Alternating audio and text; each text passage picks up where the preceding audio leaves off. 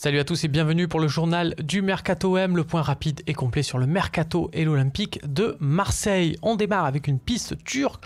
L'OM serait, selon la presse qui s'occupe de Beşiktaş, sur le joueur Oguzhan Ozyakup, un élément fort de l'équipe qui était tombé contre Lyon en quart de finale d'Europa League avec Talisca, notamment un cadre de l'équipe qui vaut minimum 15 millions d'euros, mais qu'il reste un an de contrat, ce qui explique peut-être pourquoi on l'envoie à l'Olympique de Marseille. Dossier à suivre, en tout cas il pourrait succéder par exemple à William Vainqueur dans l'entrejeu, même s'il a l'habitude d'évoluer en tant que relayeur. Selon France Football, Ivan Santini, peut-être le seul joueur potable du côté de Caen, rêve de l'OM et c'est pour ça qu'il a refusé une offre de l'Olympiakos. Pourquoi pas en tant que doublure, même si forcément son nom ne fait pas rêver.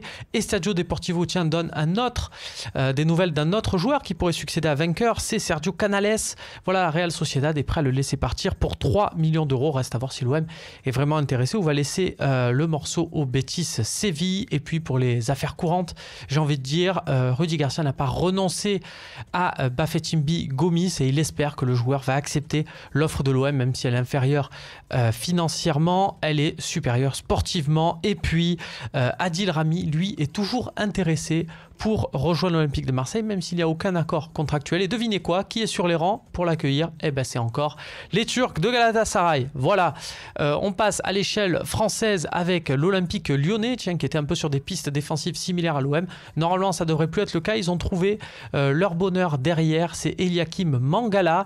Voilà, ce sera peut-être aussi notre bonheur vu son irrégularité et ses précédents échecs à ce poste-là. On le rappelle, Lyon reste sur deux fiascos qui sont Nicolas Nkoulou et Mapou Yanga Mbiwa.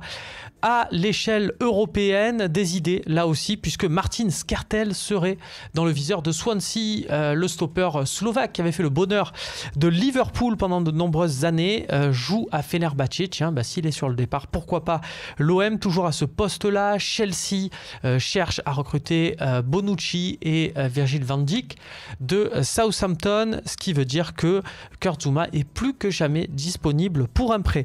On termine avec une nouvelle de Marca qui nous dit que le Real Madrid souhaite se séparer de son troisième attaquant derrière Benzema et Morata. Il s'appelle Mariano Diaz. Il a surtout joué la Copa del Rey, mais bon, en même temps, il a mis 4 buts en 5 matchs. Un club français serait dessus. Est-ce que c'est l'Olympique de Marseille? On en saura forcément plus en regardant les prochains journaux du Mercato OM.